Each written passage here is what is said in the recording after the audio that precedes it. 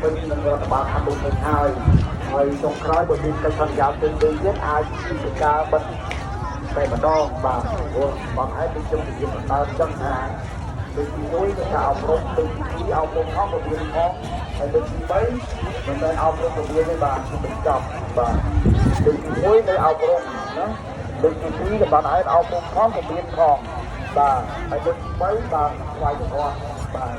ខ្ញុំបានទទួលច្បាស់ហ្នឹងណាព្រោះបងឯងទៅតាមយ៉ាងមួយខ្ញុំទៅឲ្យបញ្ជាក់ទាំងអស់គឺការចូលរួមហើយចង់សម្រាប់ឲ្យយើងឲ្យយើងឲ្យយើងឲ្យយើងឡាយបាទសូមចាក់បាទឲ្យ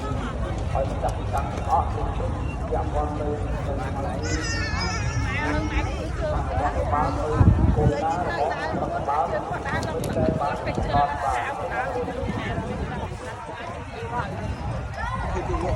ទ